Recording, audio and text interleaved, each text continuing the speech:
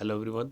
HPCL ने अपने जून quarter का रिजल्ट डिक्लेयर कर दिया और जैसा कि एक्सपेक्टेड था, मैंने अपने आईओसी की जो वीडियो बनाई थी उसमें भी बताया था कि एचपीसीएल और बीपीसीएल के रिजल्ट नेगेटिव ही आएंगे और वैसे ही हुआ है।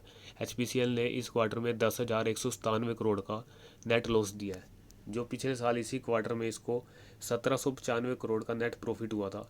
बहुत बड़ा लॉस है आपके क्वार्टर में इसको। इसकी मेन वजह यह है कि जो H P C L I O C B P C L ने गवर्नमेंट की हेल्प के लिए अपने जो पेट्रोल और डीजल के रेट हैं उनको रिवाइज़ नहीं किया, उनको कंट्रोल करके रखा, क्योंकि गवर्नमेंट का भी कंट्रोल है इन कंपनियों के ऊपर। और इन्फ्लेशन को कंट्रोल करने के लिए, महंगाई को कंट्रोल करने के लिए इन्होंने जो प्राइस कट किए थे पेट्रोल और डीजल के, जो 106 107 रुपये तक चले गए थे, उसको घटा करके इन्होंने 96 97 पे और 90 पे लेके आ गए थे पेट्रोल और डीजल के रेट। इस वजह से ये रेट इनका, ये नेट लॉस इनका निकल के आया है। और जो इनके प्राइसेस हैं वो 109 रुपये इनको crude oil on an average पड़ रहा था। और जो अभी रिसेंटली प्राइसेस चल रहे हैं अप्रैल से लेके और अभी जुलाई तक, वो 85 टू 86 बैरल क्रूड ऑयल के हिसाब से चल रहे हैं। और इसमें IOC too reported a net loss of, IOC ने 2,000 करोड़ का लॉस दिया जून क्वार्टर के अंदर। Loss for IOC which is nearly double the size of H P C L वो smaller as it had vast oil refining. जो I O C है वो सबसे बड़ी ऑयल मार्केटिंग कंपनी है इंडिया के अंदर। आई ओ सी सबसे बड़ी कंपनी है, उसके बाद बी पी सी एल आती है, उसके बाद एच पी सी एल आती है। एच पी सी एल को लॉस इस वजह से ज़्यादा हुआ है क्योंकि इसकी जो रिफाइनिंग कैपेसिटी है वो आई ओ सी और बी पी सी एल के कंपेरेटिवली छोटी है। इस वजह से इसको आई ओ सी से अपना पेट्रोल और डीजल लेना पड़ा बिना किसी सब्सिडी के, और डायरेक्ट मार्केट में बेचना पड़ा। उसकी वजह आप ये जानेंगे, आप पूछेंगे कि इनको क्यों लेना पड़ा, क्योंकि जो इन पे डिमांड थी उसको फुलफ़िल करना था, तो इस वजह से इनको आईओसी से तेल खरीदना पड़ा बिना सब्सिडी के और डायरेक्ट कंज्यूमर को देना पड़ा। उस वजह से इनका जो लॉस हुआ है वो ज़्यादा हुआ है। S P C L revenue from the sale of products sold to rupees 1.2 lakh crore in the first quarter of the current fiscal year that began on April 1 from rupees।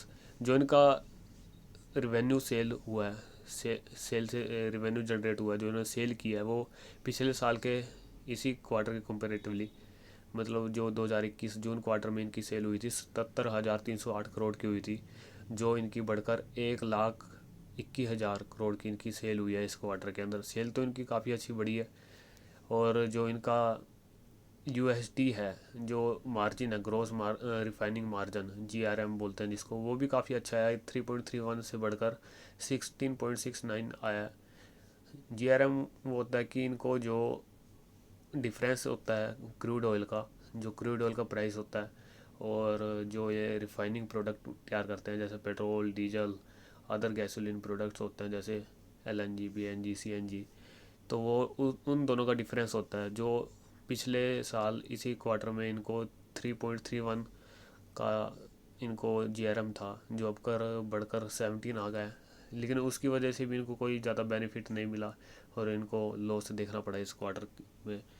और H B C L जो है 22 अगस्त को अपना dividend दे रही है। आप इस quarter का ना समझना, ये पिछले क्वार्टर में जो उन्होंने डिक्लेयर किया था उसकी एक्स डेट है 22 अगस्त, तो ध्यान रखना ये भी बात। अब हम बी पी सी एल का रिजल्ट भी देख लेते हैं। बी पी सी एल ने 6291 करोड़ का नेट लॉस दिया है इस क्वार्टर के अंदर। और इसका पिछले क्वार्टर में 3192 करोड़ का इनको प्रॉफिट हुआ था, और इस क्वार्टर में इन्होंने 6290 करोड़ का नेट लॉस दिया है। और जो रिवेन्यू की बात करें तो इनके भी रिवेन्यू बढ़कर आए हैं। पिछले साल इसी क्वार्टर में 90,000 करोड़ का इनका रिवेन्यू हुआ था, सेल हुई थी, जो अब की बार बढ़कर 1.38 लाख, मतलब 1,38,000 इनकी सेल हुई है, इतने करोड़ की। और जो इनका the company earn USD 27.51 on turning every barrel of crude oil into fuel in quarter as against USD 4.12 पर barrel gross refining margin year back. पिछले साल इसी क्वार्टर में इनको 4.12 यूएसडी का जो बेनिफिट था उस वो बढ़कर अब की बार इस क्वार्टर में इनका 27.51 हो गया। लेकिन इनको इस चीज़ का भी बेनिफिट नहीं मिला क्योंकि जो पेट्रोल डीजल के प्राइसेस थे वो गवर्नमेंट ने कंट्रोल किए हुए थे, इस वजह से इनको लॉस देखने को मिला इतना बड़ा। But this was negated by losses that incurred because of holding fuel prices despite rising cost. यही है बात इन्होंने कही हुई है, क्योंकि जो फ्यूल प्राइसेस थे वो होल्ड किए हुए थे उसी रेट पे, पिछले वाले रेट पे, इस वजह से इनको बेनिफिट नहीं मिल पाया। BPCL said it had a negative EBITDA of 5461 crore in Q1 versus a positive rupees 5308 crore last year. पिछले साल इनको इपडा जो मार्जिन था वो 5300 करोड़ का पॉजिटिव में आया था इनका, अब की बार इनका नेगेटिव में आया है। कमेंटिंग ऑन दी परफॉर्मेंस, बस यही है कि इसमें एक दूसरी बात है कि BPCL का जो डिविडेंड है वो 19 अगस्त को आ रहा है, वो पिछले क्वार्टर का है, मार्च क्वार्टर का, जिसमें 6 रुपये प्रति शेयर के हिसाब से मिल रहे हैं। 19 अगस्त एक्स डेट है डिविडेंड की BPCL की, और HPCL की है 22 अगस्त एक्स डेट, उसमें आपको 14 रुपये मिल रहे हैं मार्च क्वार्टर में। तो ये इनके रिजल्ट हैं।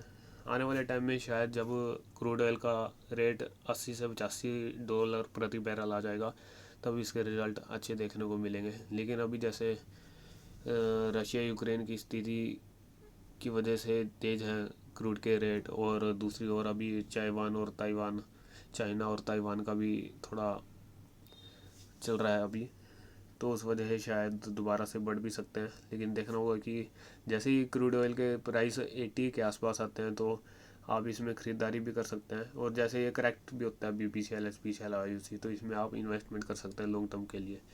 लेटेस्ट अपडेट के लिए बने रहे हमारे चैनल स्टॉक अपडेट पर।